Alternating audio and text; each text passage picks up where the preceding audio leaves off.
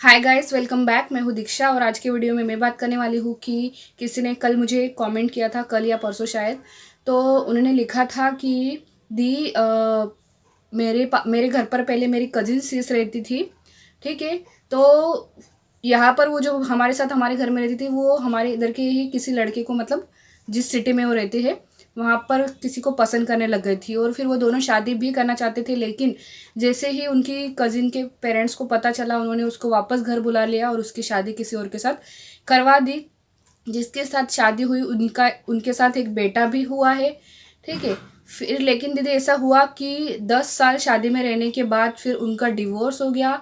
उसके बाद मेरी जो कजिन सिस है उनको मेरी मम्मी ने वापस इधर हमारे सिटी में बुला लिया, क्योंकि वो उनकी शादी उसी से करवाना चाहती है जिससे वो शादी के पहले जिनको वो पसंद करती थी।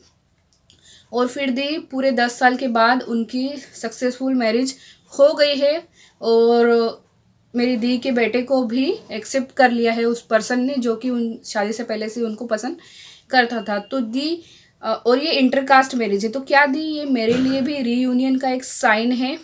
तो बिल्कुल ये आपके लिए रीयूनियन का साइन है।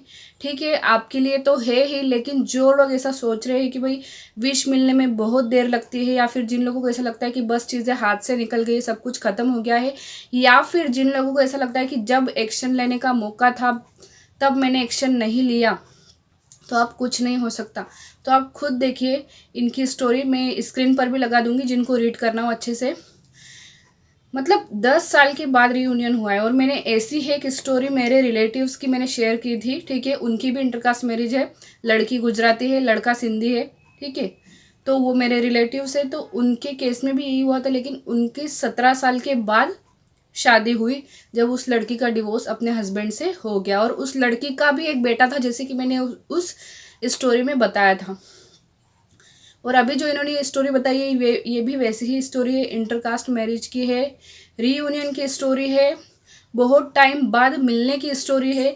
तो आप खुद सोचिए कि अगर थोड़ी सी तो नहीं बोलना चाहिए, सॉरी, अगर देर लग रही है आपकी विश को मिलने में, तो उसमें इतना ज़्यादा मतलब विश्वास नहीं खोना है आपको। ये नहीं सोचना है कि यार बहुत टाइम हो गया, अब कुछ नहीं हो सकता, या फिर मेरे पर्सन की सगाई किसी और से हो गई है, मेरे पर्सन की शादी किसी और से हो गई है। भगवान कहीं से भी कोई भी रास्ता निकाल सकते हैं। जब इनके केस में भगवान ने 10 साल बाद इन दोनों को मिलाया है। अब शायद कुछ लोगों को ऐसा लगे कि क्या ही फ़ायदा अगर शादी किसी और के साथ हो जाए, बच्चा किसी और के साथ हो जाए, और फिर 10, 15 और 17 सालों के बाद मिले, तो ऐसे रिलेशनशिप का क्या ही फ़ायदा। तो सबकी अपनी अपनी सोच है, जिनको गलत लगता है वो गलत, जिनको सही लगता है सही।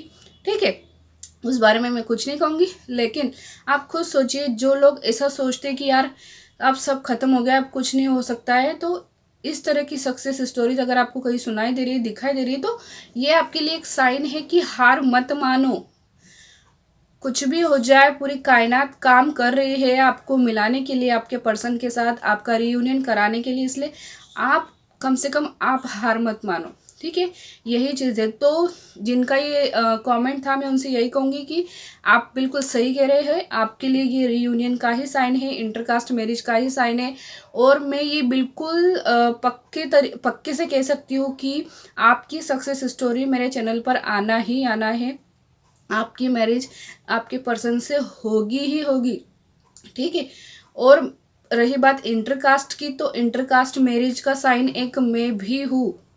ठीक है, अगर मेरे वीडियोस आप देख रहे हो तो मैंने भी इंटरकास्ट मैरिज की हुई है, तो मैं भी आपके लिए एक साइन हूँ कि हाँ, आपकी मैरिज ज़रूर होगी आपके पर्सन से।